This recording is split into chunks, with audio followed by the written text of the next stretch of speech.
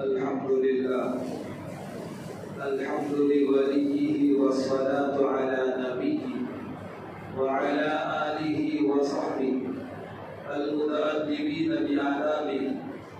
أما بعد، أعوذ بالله من الشيطان الرجيم. بسم الله الرحمن الرحيم. ولا تقولن لشيء إني فاعل ذلك غدا إلا أن يشاء الله.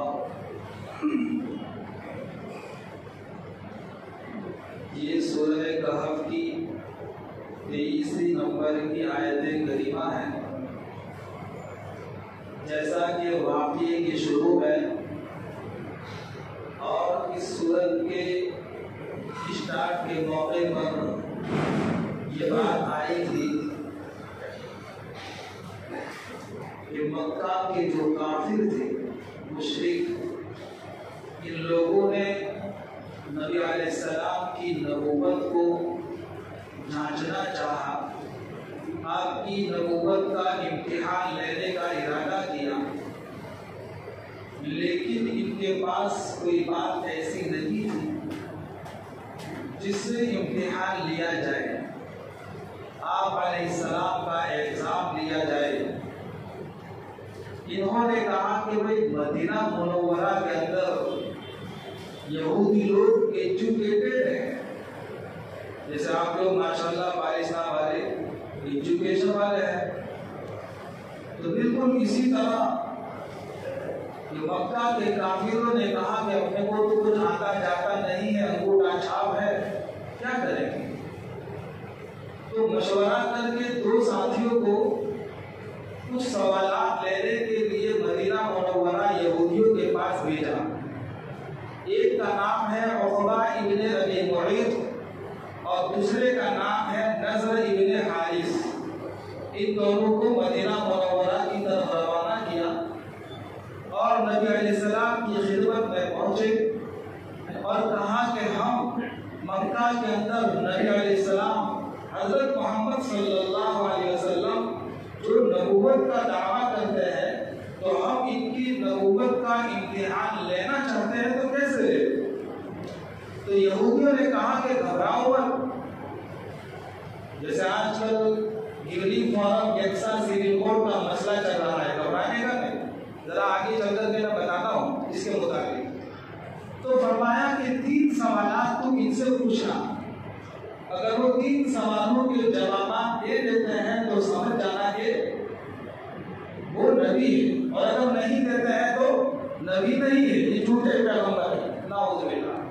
ایک سوال بتایا کہ روح کے متعلق پوچھنا، اور دوسرا سوال اصحاب کہف جو غار کے اندر چھپ گئے تھے ان کا کیا واقعہ ہے وہ پوچھنا، اور تیسرا ذوالقرنین بادشاہ کے متعلق پوچھنا. خوشی خوشی اپنے ساتھیوں کے پاس مکہ مکرمہ آئے اور اپنے ساتھیوں سے کہنے لگے اب تو خوش ہو جاؤ، اب تو نبی علیہ السلام کی نبوت کا امتحان ہو ہی جائے گا. کہا کیسے؟ کہا کہ ہم 3 سوالات لائے ہیں، بتاؤ کیا ہے؟ تو وہاں جا کر کے تم کو بتائیں گے. چنانچہ وہ سارے کافر خوشی خوشی نبی علیہ السلام کی خدمت میں حاضر ہوئے اور کہنے لگے، کہا کہ نبی جی تم نبوت کا دعویٰ تو کرتے ہو، تو بتاؤ روح کی کیا حقیقت ہے، اور دوسرا سوال اصحاب کہف کا کیا قصہ ہے، اور تیسرا سوال ذوالقرنین بادشاہ کی کیا حقیقت ہے.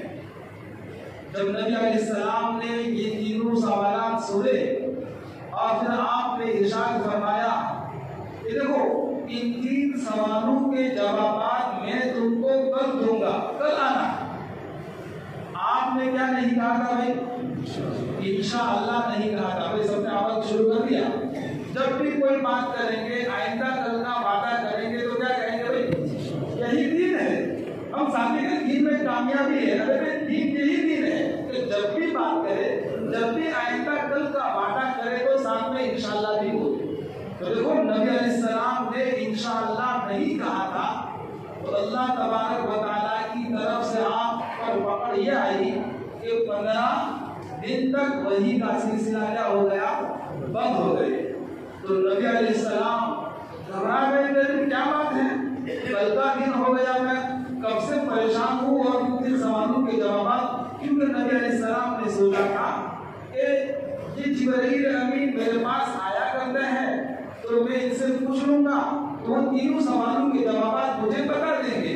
लेकिन जब कल का दिन आया तो कोई जवाब, 3 सवालों के जवाब आए, आप परेशान हो गए। दूसरा दिन हुआ, तीसरा दिन हुआ, फिर काफी लोग आकर के कहने लगे क्या हुआ, तो आप खामोश, क्योंकि कोई वही नहीं आ रहे थे, तो आप परेशान हो गए। तो उस मौके पर इन काफिरों को मौका मिल गया और नबी अलैहिस्सलाम का मजाक उड़ाना शुरू कर दिया और कहने लगे कहाँ के हो, तुम तो कह रहे थे कि मैं नबी हूँ और मेरे पास वही आती है, कोई जवाब नहीं दे रहे हैं, खामोश। देखिए अल्लाह तबारक व तआला ने आपकी जब पकड़ फरमाई तो हमारी भी पकड़ हो सकती है।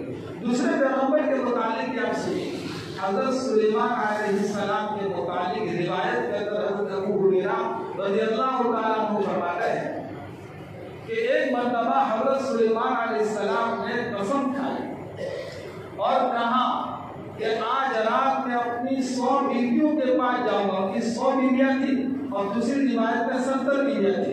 कहा कि जाऊंगा और इनसे जो औलाद और लड़के पैदा होंगे इन सबको राह खुदा में जिहाद के लिए भेज दूंगा। चुनांचे हज़रत सुलेमान अलैहिस्सलाम का यह अमल हुआ, लेकिन किसी बीवी से कोई लड़का पैदा हुआ, एक बीवी से पैदा हुआ, वो भी अपाहज था, वो भी मालिज ज़दा था, यानी मासूर था, जो चलने के काबिल नहीं था, तो जिहाद में कैसे देश चुनांचे अब जाहिर बात है कहा कि जिहाद के लायक तो यह है। तो नबी अलैहिस्सलाम ने इस पर इरशाद फरमाया कि अगर सुलेमान अलैहिस्सलाम कुरान में है वह अलकैना अला कुर्सी जसदन तुमारा, हमने उस फालिज ज़दा बदन को उनके तख्त पर डाला, क्योंकि तख्त सुलेमानी बड़ा मशहूर है, वो इंशाअल्लाह जब वाक़या आएगा उस मौके पर हज़रत सुलेमान अलैहिस्सलाम का तख्त कैसा था, कितने लोग बैठते थे और कैसा ये उड़ता था हवा, उस मौके पर सारी बातें आएगी। तो हज़रत नबी अलैहिस्सलाम ने फरमाया, कहा कि सुलेमान अलैहिस्सलाम ने भी इंशाअल्लाह नहीं कहा था, अगर वो इंशाअल्लाह कहते तो 100 बीवियों से 100 लड़के पैदा होते और इन सब लड़कों को राह खुदा में क्या करते, जिहाद के लिए रवाना कर देते। लेकिन हज़रत सुलेमान अलैहिस्सलाम की भी अल्लाह ने पकड़ फरमाई किस बात पर, तो इंशाअल्लाह न कहने पर, और नबी अलैहिस्सलाम की भी पकड़ हुई, आप इंशाअल्लाह नहीं कहा तो 15 दिन तक वही का सिलसिला बंद हो गया।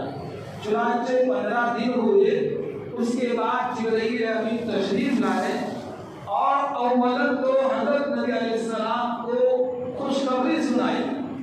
इस बात की खुशखबरी सुनाई, फरमाया कि मक्का के काफिर लोग कहकर कह रहे थे कि इनका जो खुदा था उस खुदा ने उनके पैगंबर को क्या कर दिया, छोड़ दिया, और वो खुदा इनसे नाराज हो गया।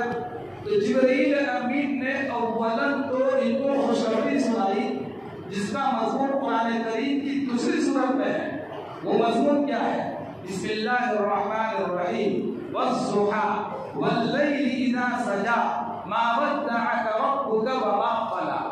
वज़्ज़ुहा के माने चढ़ते सूरज की कसम, वल्लैलि इज़ा सजा अंधेरी और तारीक रात की कसम, मा वद्दअक रब्बुका व मा क़ला, आपके पैगंबर ने आपको छोड़ा नहीं, व मा क़ला, और आपको नाराज नहीं किया।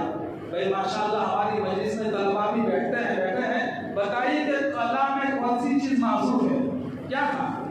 तो फरमाया नबी अलैहिस्सलाम को खुशखबरी दी, तब जाकर के आपको क्या हुआ, आराम हुआ और आपको तसल्ली हो गई। और फिर उसके बाद दूसरा पैगाम जिब्रील अमीन ने ये दिया, कहा कि ए नबी जी, जब भी आप किसी बात का वादा करें और वादा करके या किसी काम का भी वादा करे तो साथ में क्या कहे, इंशाअल्लाह कहे, वला तक़ूलन्ना लिशैइन इन्नी फ़ाइलु ज़ालिका गदा। गदा के माने आइंदा कल के लिए जब भी तुमको कोई काम करना है तो साथ में इंशाअल्लाह भी मिला दो, साथ में इंशाअल्लाह भी कहो। दोस्तों हमारे पैगंबर कौन से नंबर के पैगंबर थे, पहले नंबर के नहीं बल्कि आखिरी पैगंबर थे, लेकिन तमाम नबियों के क्या थे भाई, सरदार, जिनको कहा जाता है सय्यदुल मुरसलीन, तमाम पैगंबरों के یہ سردار تھے. جب نبی علیہ السلام کو یہ حکم دیا اللہ تبارک و تعالیٰ نے، اے نبی جی آپ اپنی بات میں آئندہ کل کے لیے جب بھی کہیں تو انشاءاللہ کہیں. جب پیغمبر کو حکم ہے تو پھر اپنے تو کون سی کھیتی گاجر بولی؟ ہمارے لیے تو زیادہ ضروری ہے دوستو کہ ہم کیا کہیں گے کہ اپنی بات میں انشاءاللہ کہیں گے. انشاءاللہ کہہ کر بھی اپنی بات کا کیا کریں گے؟ اختتام کریں گے اور اپنی باتوں میں اس کو شامل کریں گے. انشاءاللہ کا مطلب کیا ہوتا ہے؟ اگر اللہ تعالیٰ نے چاہا، اگر اللہ تعالیٰ نے چاہا، مثال کے طور پر کسی نے ہم سے کہا ارے بھائی تمہارے 10,000 مجھے دینے کے ہیں، آپ دینے کے تو کم دوں گے، تو وہ ساتھ میں کہے گا کہ بھائی آئندہ جمعہ کو یا کل جمعہ کو میں تم کو شام تک دے دوں گا، تو ساتھ میں انشاءاللہ بھی کہے. کیوں؟ اس لیے کہ ہو سکتا ہے کہ بھائی کل کا دن آوے نہ، موت آ جائے. موت کا کیا بھروسہ؟ ابھی کوئی یقین ہے بھائی بات؟ دیکھیے ہمارے ماشاءاللہ حضرت مولانا محمد صاحب، حضرت مولانا حسین احمد رحمت اللہ علیہ پٹلی، جن کے بڑے صاحبزادے محمد اول اور محمد ثانی کڑی کے تھے، جو ہماری ننداسن کی مکہ مسجد میں 7 مہینے پڑھایا. ماشاءاللہ لذیذ شریف 25 سال کے ہوا. کل ان کا انتقال ہوا، اچانک دل کا دورہ پڑا. 25 سال کے ہوا. دل کے دورے پر ہی وہ کیا ہو گئے؟ ماشاء 5 آدمی کو بڑی آسانی سے وہ گرا سکتے، اتنا مضبوط بدن تھا ان کا. لیکن دوستو مارو مٹی کے نیچے دفن ہو گئے. ایک دن میرا اور آپ کا بھی آنے والا ہے. اور محمد اول جو حرم مکہ میں تھے اور حج کے 5 احکام اور ارکان سے فارغ ہوئے تھے اور اس کے بعد فوراً اللہ تعالیٰ نے اپنے دربار میں بلا دیا. تو دوستو موت کا کوئی بھروسہ اور یقینی بات نہیں ہے. اس لیے فرمایا کہ وہ دن آئے گے اور موت ہو جائے، یا کیا معلوم کیا پتا کہ وہ چیز ضائع ہو جائے، پیسے ضائع ہو جائے، جل جائے، چوری ہو جائے، یا کوئی ڈاکہ ڈال دے، یا اللہ ہماری حفاظت فرمائے کہ کسی بیماری کے اندر وہ 10,000 5,000 چلے جائے، ہم دینے کے قابل نہ رہے. ہو سکتا ہے. اس لیے فرمایا کہ انشاءاللہ کہہ کر کے اللہ کی مدد کو اپنے ساتھ شامل کرو. کہ انشاءاللہ میں اللہ تعالیٰ نے اپنی ذات پر یقین ہم کو سکھایا ہے اور اپنی ذات پر بھروسہ کرنا سکھایا ہے. کیوں؟ اس لیے کہ بھائی مومن انسان کمزور ہے، انسان کے بس کی بات نہیں ہے کہ تمام چیزوں کو سنبھال سکے. وہ اللہ تبارک و تعالیٰ ہی ہے جو تمام چیزوں کو کیا کرتا ہے؟ سنبھالتا ہے. اس لیے اپنی باتوں میں اور اپنے وعدے میں اللہ کی مشیت کو اور اللہ کے چاہنے کو کیا کر لو؟ شامل حال کرو، تاکہ اللہ تبارک و تعالیٰ ہماری زندگی میں سکون اور اطمینان عطا فرمائے. اس لیے انشاءاللہ کہنے کی کیا ڈالو دوستو؟ عادت ڈالو. تو انشاءاللہ کہیں گے تو گویا کہ اللہ کی مشیت میں ہم آ گئے، اللہ کی چاہت کے مطابق. اس لیے فرمایا کہ بھائی دل میں تو ہے لیکن زبان سے بھی اس کا اقرار کر دو. ابھی دل میں ہے نا کہ بھائی کباڑ کے اندر 10,000 رکھے ہوئے ہیں، دل میں ہے کہ تجوری میں وہ پیسے رکھے ہوئے ہیں، بینک کے اکاؤنٹ میں بینک کی چوکڑی میں وہ پیسے موجود ہے، تو میں تم کو کل دے دوں گا. تو کیا پتا کہ وہ پیسے رہتے ہیں یا ختم ہو جاتے ہیں؟ کیوں؟ اس لیے کہ ہر چیز ختم ہونے والی ہے. اللہ تبارک و تعالیٰ قرآن کریم میں دوسری جگہ فرماتے ہیں ما عندکم ينفد وما عند اللہ باق. جو کچھ تمہارے پاس ہے وہ ختم ہو جائے گا اور جو کچھ اللہ کے پاس ہے وہ کیا رہے گا دوستو؟ باقی رہے گا. اس لیے بزرگوں کا بڑا مجرب عمل ہے کہ جو بھی آدمی کسی کاغذ میں اس کو لکھ کر کے تجوری میں یا پیسوں کے کباڑ میں رکھ دے گا تو اس کے پیسے کم نہیں ہوں گے.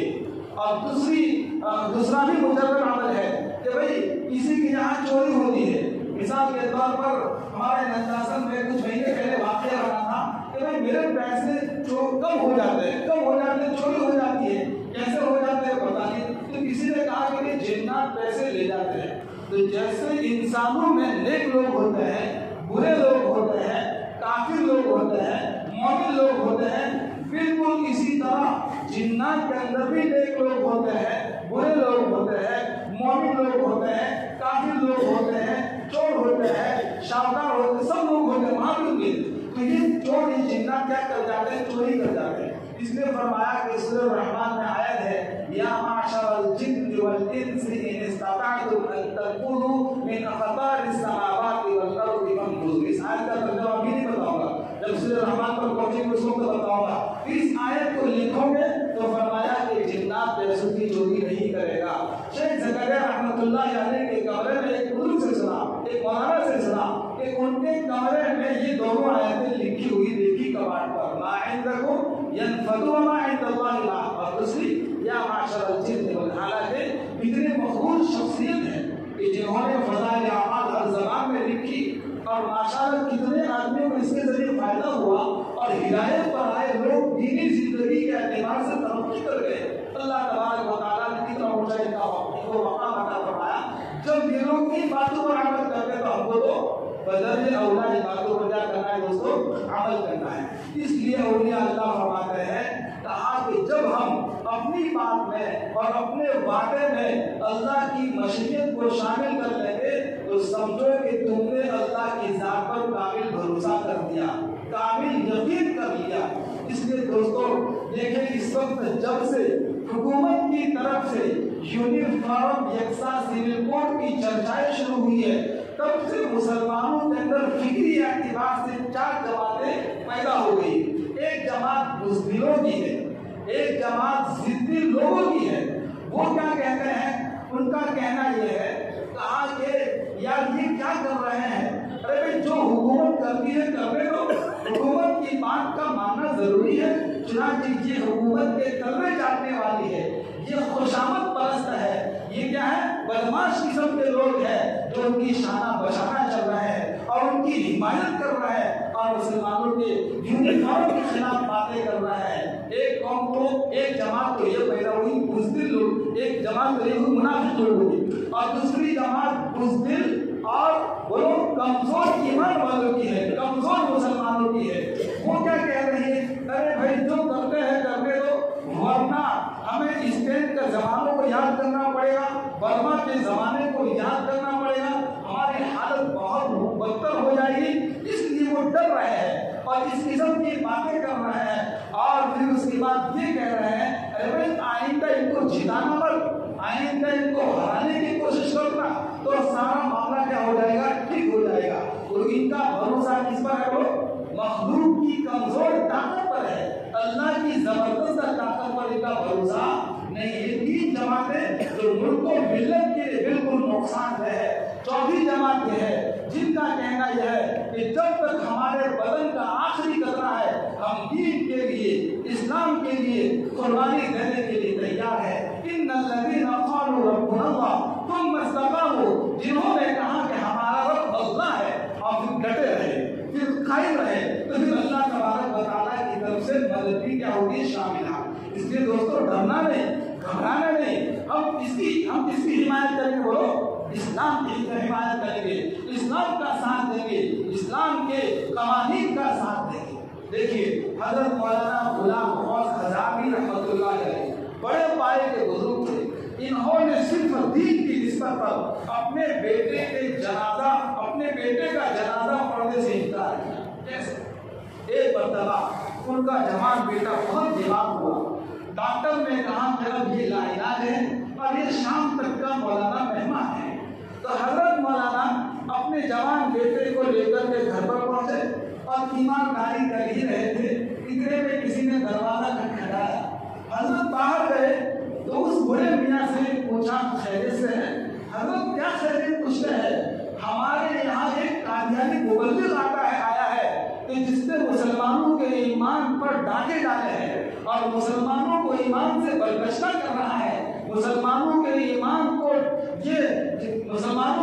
حملہ کر رہا ہے, آپ کیا کر رہے ہیں؟ چنانچہ حضرت نم آنکھوں کے ساتھ اور روتے ہوئے آنکھوں کے ساتھ, آنسو کے ساتھ اپنی بیگم سے کہا, بیگم میرا بیگ تیار کرو, میرا سامان تیار کرو, مجھے جانا ہے.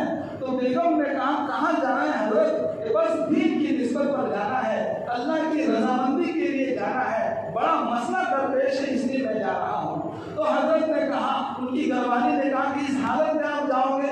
اتنے میں اپنے بیٹے کے پاس آئے اور بیٹے سے اجازت دی, بیٹا مجھے اجازت دو, میں جا رہا ہوں.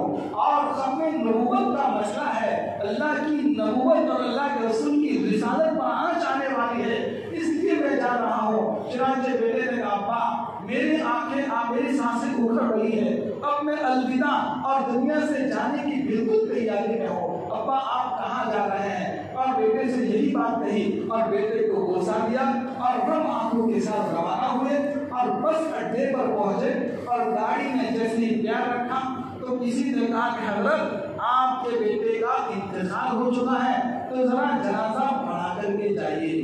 تو حضرت نے کیا کہا دوستو غور سے سنا، حضرت نے کہا کہ جنازہ پڑھانا فرض بولو کفایہ ہے، اور وہ امت مسلمہ جو گمراہ ہو رہی ہے ان کو گمراہی کے دلدل سے بچانا یہ فرض عین ہے۔ فرض عین کو چھوڑ کر کے فرض کفایہ کی طرف میں نہیں جا سکتا۔ چنانچہ اسی بس کے ساتھ روانہ ہوئے اور لوگوں نے اس کو کفن دفن پورا انتظام کر دیا اور حضرت گئے وہاں، اور پھر اس کے بعد وہاں حضرت نے خوب لوگوں میں جا کر کے اسی طرح کی مجلسیں منعقد کی۔ دوستو یہ قرآن کی محفل ہے، کوئی کم محفل ہے، وہ قرآن کی باتیں بتائی جا رہی ہے۔ اور فرمایا کہ 3 دن تک حضرت نے محنت کی، الحمدللہ اس قادیانی مبلغ کو بستی چھوڑ کر کے جانا پڑا، وہ چلا گیا۔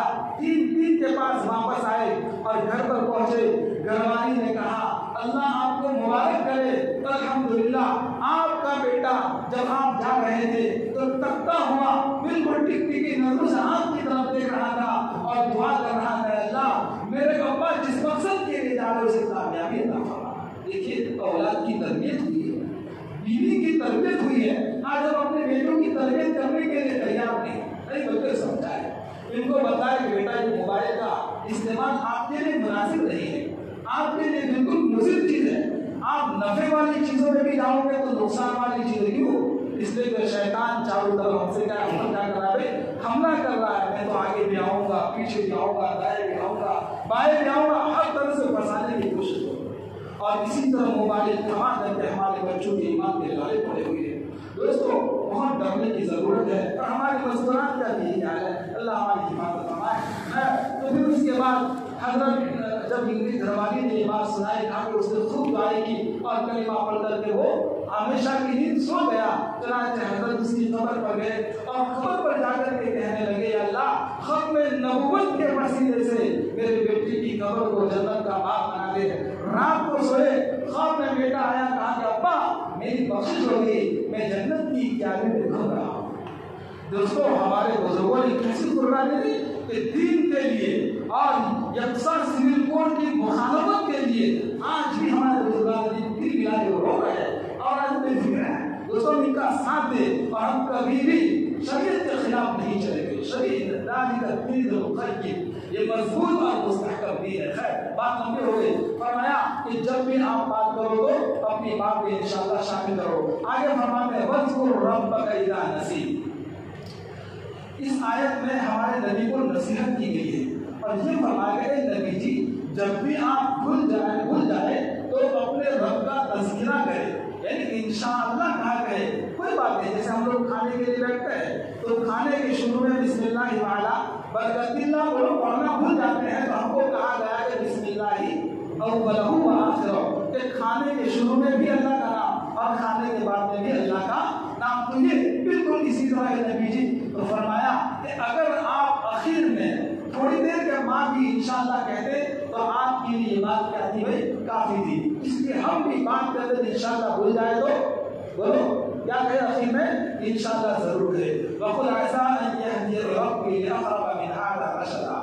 اس آیت میں اس بات کو بتایا گیا ہے کہ اللہ تبارک و تعالیٰ فرماتا ہے کہ نبی جی کہہ دیجیے امید ہے کہ میرا رب اس سے بھی قریب تر راستے کی رہنمائی فرمائے گا۔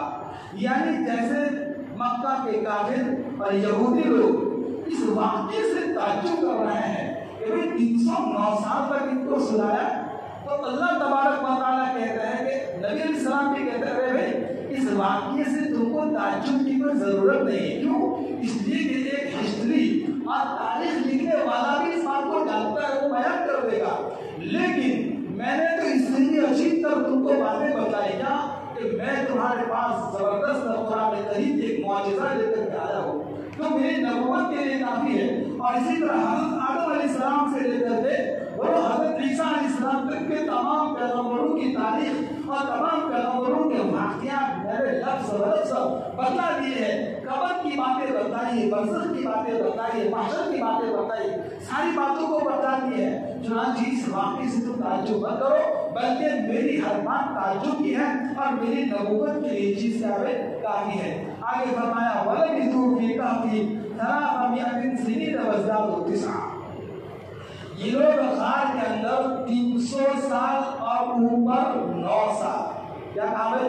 300 سال اور اوپر 9 سال۔ مفسرین نے یہاں بڑی عجیب بات لکھی ہے، فرمایا کہ یوں کہتے تھے 309 سال کہتے، لیکن آپ نے کیا کہا، اللہ نے کیا فرمایا کہ 300 سال اور اوپر 9 سال، یہ ایسی بات کیوں کہی؟ تو اس لیے مفسرین نے ایک بات بڑی عجیب لکھی ہوئی ہے کہ ایک انگریزی تاریخ ہوتی ہے جس کو ہم شمسی تاریخ بھی کہتے ہیں، اور ایک قمری تاریخ ہوتی ہے جس کو ہم اسلامی تاریخ کہتے ہیں۔ شمسی تاریخ میں جو سال ہوتا ہے وہ جنوری سے شروع ہوتا ہے، کس پر ختم ہوتا ہے؟ وہ دسمبر پر پورا ہوتا ہے۔ اور قمری اور اسلامی تاریخ کا آغاز کس سے ہوتا ہے؟ وہ محرم، جو آئندہ کا محرم کا مہینہ آ رہا ہے، اور پھر اس کے بعد محرم سے شروع ہو کر کے کس پر ختم ہوتا ہے؟ وہ ذی الحجہ۔ یہ کون سا مہینہ ہے؟ رمضان المبارک، کون سا؟ ذی الحجہ کا مہینہ ہے۔ تو ذی الحجہ پر کیا ہوتا ہے؟ یہ ختم ہوتا ہے۔ تو اسلامی مہینہ اور اسلامی سال اور انگریزی سال، یہ 2 سال ہے۔ اب ان میں جو اسلامی جو انگریزی سال ہے جس کو شمسی تاریخ کہتے ہیں، جس کو شمسی کیلنڈر کہتے ہیں، اس میں 365 دن ہوتے ہیں۔ کتنے ہوتے ہیں؟ 365۔ اور اردو سال میں، اسلامی سال میں 354 دن ہوتے ہیں۔ کتنے دن ہوتے ہیں؟ کتنے دن کا فرق رہا ہے؟ 11 دن کا۔ تو ہر سال میں 11 دن کا فرق ہوتا ہے۔ کیوں؟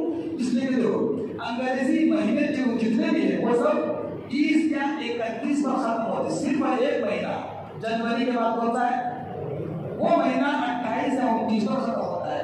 باقی انگریزی تمام مہینے 30 یا 31 پر پورے ہوتے ہیں، لیکن اسلامی مہینہ وہ 29 یا 30 پر ختم ہوتا ہے، 28 پر نہیں ہوتا، 31 پر نہیں ہوتا، بلکہ کس پر ہوتا ہے؟ 30 یا 29 پر ہوتا ہے۔ اس لیے دوستوں اب بتائیے کہ یہ مہینہ جو ذی الحجہ سے پہلے کون سا تھا؟ ذی القعدہ تھا، وہ 30واں تھا یا 29واں تھا؟ بہت کم لوگوں کو یہ معلوم ہوگا، حالانکہ بیچارے چاند کمیٹی جو لوگ ہوتی ہے وہ بڑی مشکل سے گواہی لاتے ہیں اور پھر اس کے بعد اخبار میں، یوٹیوب میں، واٹس ایپ میں ڈکلیئر کرتے ہیں، لیکن ہمارے پاس اتنی فرصت نہیں ہوتی کہ ہم صرف رمضان کے چاند کی خبر رکھتے ہیں یا عید کے چاند کی خبر رکھتے ہیں، باقی کسی اور چاند کی خبر رکھتے ہیں۔ حالانکہ حکم ہے، ضروری ہے کہ ہر مہینے کی آخری تاریخ کا علم ہمارے پاس ہونا چاہیے، معلومات اس بات کی ہونی چاہیے۔ یہ نہیں معلومات رکھیں گے تو کون سی معلومات رکھیں؟ چنانچہ فرمایا کہ دیکھو ہر 35 کے سال پر 1 سال کا فرق ہوتا ہے، اور ہر پورے سال پر 100 سال پر 3 سال کا فرق ہوتا ہے۔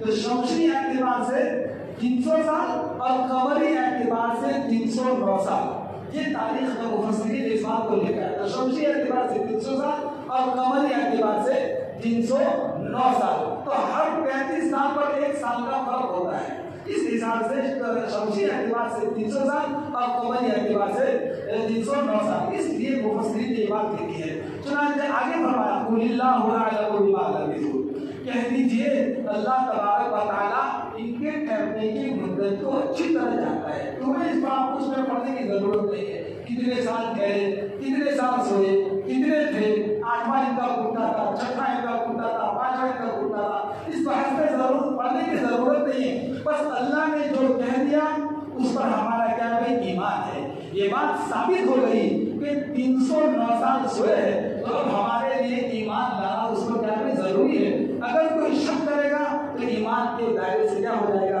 نکل جائے گا۔ بس اللہ نے کہہ دیا 309 سال سوئے تو ہم نے اس کو مان لیا۔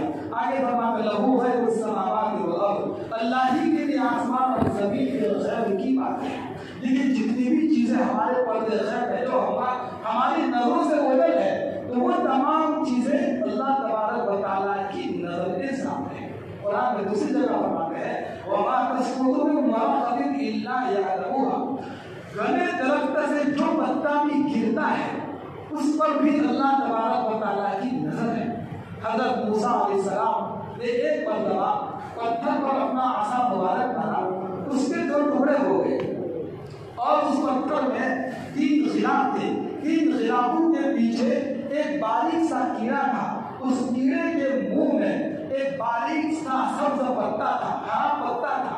चुनांचे वो भी अल्लाह तबारक व तआला की तस्बीह बयान कर रहा है कुरान में, वही मिन शैइन इल्ला यसब्बिहु बिहम्दी वलाकिन ला तफक़हून तस्बीहहु। ये दुनिया की हर चीज अल्लाह की तस्बीह बयान करती है, लेकिन हम ऐसे गए गुजरे लोग हैं कि अल्लाह के नाम की तस्बीह पढ़ने के लिए तैयार नहीं है। हालांकि हमारे बुजुर्गान दीन ने फरमाया कि सुबह शाम की 3 तस्बीह को मुकम्मल करो, इंशाअल्लाह गोया तुमने पूरा दिन अल्लाह की याद में बोला। कितना आसान फल होता है इंशाअल्लाह। तो वो जो कीड़ा था उसके मुंह में बारीक सा पत्ता था, और हजरत सुलेमान अलैहिस्सलाम या हजरत मूसा अलैहिस्सलाम ने उसकी ज़बान से उसकी बात से, और वो कीड़ा कह रहा था सुबहान मन यरानी व यअलमु मकानी व यअलमु मकानी, कि भाई अल्लाह तबारक व तआला ऐसा पाक है जो मुझे देख रहा है और मेरी जगह को भी देख रहा है, और वला यंसानी व यज़कुरुनी, मुझको भूला नहीं है, मुझको याद कर रहा है। और कह रहा है, कीड़ा कह रहा है। तो पता चला उस कीड़े के अंदर भी अल्लाह तबारक व तआला के पास ऐसी सलाहियत है कि अल्लाह तबारक व तआला उसको रोजी पहुंचा रहा है और उसकी पूरी निगरानी भी कर रहा है। अब फिर भी वो असम क्या ही खूब सुनता है, क्या ही खूब देखता है। उसका देखना और उसका सुनना वो अनलिमिटेड है। हमारा देखना कैसा है? लिमिटेड। हमारा सुनना कैसा है? वो पहाड़ों के अंदर, पहाड़ों के अंदर, समंदरों के अंदर, जमीन की तहों के अंदर जो कुछ हो रहा है, इन तमाम बातों को अल्लाह तबारक व तआला क्या कर रहे हैं? सुन रहे हैं, सबकी ज़बान सुन रहे हैं। शरीर फरिश्तों की, जिन्नातों की, इंसानों की, शरीर परिंद की, रहने वाले, दौड़ने वाले, झपटने वाले, उठाने वाले, जितनी भी मखलूकात नाम ले लो, तमाम मखलूकात को अल्लाह तबारक व तआला अच्छी तरह क्या भाई सुन रहे हैं। एक मरतबा नबी अलैहिस्सलाम की खिदमत में एक औरत आई और उसने अल्लाह के रसूल के कानों में ऐसी बात कही कि जिस बात को आपके ज़ालिम मुतहराम सुन न सकी, और इस बात को किसने सुन लिया? अल्लाह ताला। 28 पारे के शुरू में क्या है? क़द समिअ अल्लाहु क़ौलल्लती तुजादिलुका फ़ी ज़ौजिहा। उनकी बात को हालांकि नबी अलैहिस्सलाम के घर में कही जा रही है, वो वाक़या भी इंशाअल्लाह जब 28वां पारा आएगा, दुआ करो अल्लाह ताला उम्र में बरकत देवे और आपका भी मज़ीद शौक़ बढ़ाए, उस वक्त वो वाक़या को छोड़ेंगे। तो अल्लाह ताला ने सातों आसमान पर उस औरत की शिकायत को सुन लिया। अंदाजा लगाइए कि अल्लाह का सुनना कैसा है, अल्लाह का देखना कैसा है। काले पहाड़ पर 2 काली चूंटियां जो बातें कर रही होती है, इनकी बातों को अल्लाह ताला सुनता भी है और इनके चलने की रफ्तार को भी अल्लाह तबारक व तआला देखता है। कोई चीज अल्लाह की नजरों से ओझल नहीं है। एक बुजुर्ग ने बड़ी बात कही है, एक मुसलमान ईमान वाला जब गुनाह करता है तो गुनाह करते वक्त उन तमाम दरवाजों को बंद कर देता है कि जिन दरवाजों से इंसानियत देखती है, लोगों की नजर पड़ती है, लेकिन ये उस दरवाजे को बंद नहीं करता कि जिस दरवाजे से कौन देख रहा है? अल्लाह तबारक। और इसके दरवाजे उसके देखने को कोई बंद नहीं कर सकता। तमाम लोगों के अमाल कोई किताब की तरह अल्लाह तबारक व तआला के सामने है। मा लहु मिन दूनिही मिन वलिय्यिन, उनके लिए अल्लाह के अलावा कोई मददगार नहीं। जो गुनाह करता है, जो अल्लाह की हुक्म की खिलाफ वर्जी करता है और जो यकसा सिविल कोड के हिमायत में जो बातें करता है, याद रखना जब अल्लाह की तरफ से पकड़ दुनिया और आखिरत के अंदर आएगी, कोई उसको बचा नहीं सकता और कोई उसकी मदद नहीं कर सकता सिवाय अल्लाह तबारक व तआला के। इसलिए भी कभी भी अल्लाह की किसी भी हुक्म में, अल्लाह की किसी भी शरीयत में कोई लफ्ज़ नहीं करनी। नमाज के बारे में, रोजे के बारे में, ज़कात के बारे में 40वां हिस्सा देने को क्यों कहा? अल्लाह को माल की कमी पड़ती क्यों दिया जा रहा है मुझे? अरे भाई, अल्लाह तबारक व तआला चाहते हैं कि तुम्हारे दिलों से माल की मोहब्बत निकल जाए। माल की मोहब्बत को अल्लाह निकालना चाहते हैं। तुम्हारा थोड़ा है, अल्लाह का दिया हुआ है, अल्लाह के दिए हुए में से तुमको देना है और उस पर भी तुम बातें कर रहे हो। इसलिए कभी भी किसी भी हुक्म के बारे में कोई बात नहीं करेंगे। आगे फरमाया वला युशरिक फी हुक्मिही अहदा, और अपने हुक्म में किसी को शरीक नहीं करता। अल्लाह तबारक व तआला ने जितने भी कानून बताए, जितने भी उसूल और ज़ाब्ते बताए, तमाम अहकामात में अल्लाह ने कभी किसी को शरीक किया? नबी जी आ जाओ, आप आखिरी पैगंबर है, जरा मेरे हुक्म में देखो। नहीं, आदम तुम आ जाओ, मूसा तुम आ जाओ, शीश तुम आ जाओ, ईसा तुम आ जाओ, जरा मेरे हुक्म को देखो। ये मुसलमानों के लिए जरा मुवाफिक रहेगा या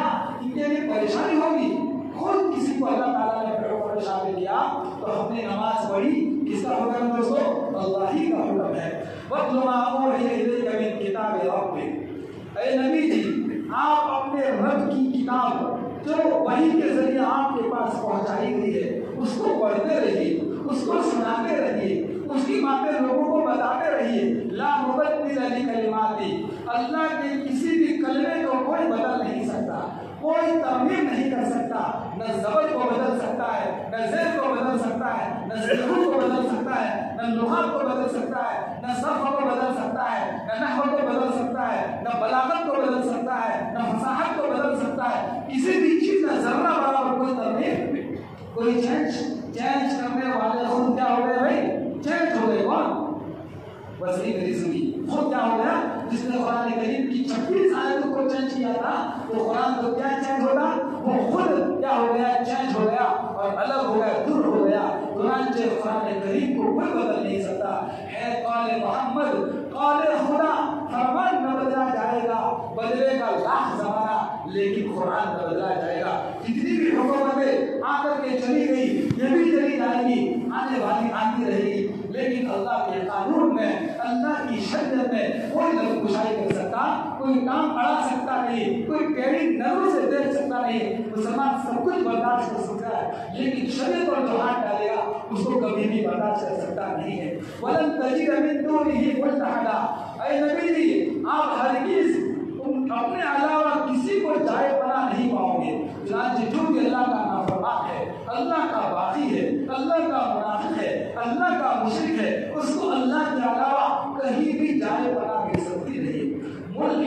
ملتحدہ، چنانچہ اس آیت میں ملتحدہ یہ الحاد سے ہے، جس کو کہتے ہیں قبر کے اندر بغلی بنانا، جس کو کہتے ہیں لحد کہتے ہیں، لحد بنانا، یہ قبر کی آخری حد ہے۔ چنانچہ یہ بھی اسلام اور شریعت کی آخری حد ہے۔ کبھی بھی کوئی بھی آدمی وہ اس کو بدلنے کی کوشش نہ کرے، اور یہ جو باطل ہے اور یہ حق ہے اس کا تصادم روزے اول سے چلا ہے۔ علامہ اقبال خاموش نہ رہ سکے، کہنے لگے سیدھے ذات کار رہا ہے ازل سے تائے روز، چراغ مصطفی سے شراب گلابی۔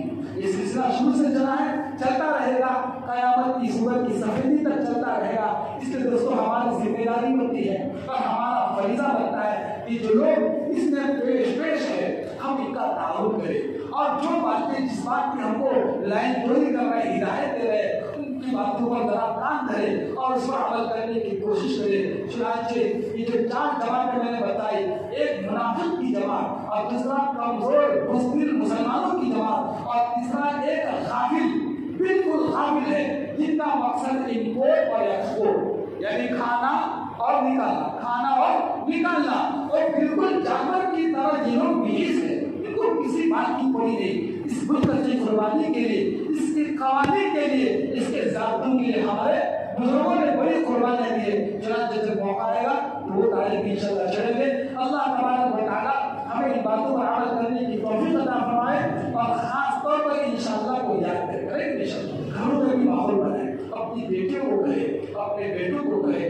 اپنی عورتوں سے کہے، اپنی نانی دادی کو کہے کہ دیکھو جب بھی تم بات کرو تو ساتھ کا کہو انشاءاللہ کہو۔ آئندہ پھر اس کے بعد نبی علیہ السلام کے متعلق وہ بات ہے، نبی علیہ السلام کو کہا گیا اے نبی جی آپ ان کے پاس بیٹھے، جن لوگوں کے پاس بیٹھے ہیں ان کے دلوں میں کوئی طلب نہیں، کوئی شوق نہیں، ان کو اپنے پاس نہ بیٹھنے دے۔ خیر جو بھی آئے ان کو، جو کمزور مسلمان ہیں ان کو آنے کی زحمت گوارا کرے اور ان کے لیے دروازے اپنے کھلے رکھے۔ وہ ساری باتیں انشاءاللہ آئندہ کی مجلس آئے گی۔ اللہ تبارک و تعالیٰ ان سے باتوں پر عمل کرنے کی توفیق عطا فرمائے۔ اللہ تعالیٰ دونوں مرحوموں کی مغفرت فرمائے۔ مولانا محمد صاحب فقیر رحمۃ اللہ علیہ، اسی طرح مولانا محمد ثانی کڑی رحمۃ اللہ علیہ، ان دونوں کے اللہ تعالیٰ مغفرت فرمائے اور ہمیں نماز سے پہلے اس کی تیاری کی توفیق عطا فرمائے۔ اور اس وقت یونیک فارم ٹیکساس کمیونٹی کی جو چرچا چل رہی ہے اس پر ذرا دوستوں دھیان دیں اور راتوں میں اٹھ کر کے ان کے لیے مانگے، اللہ کے ساتھ مانگے اے اللہ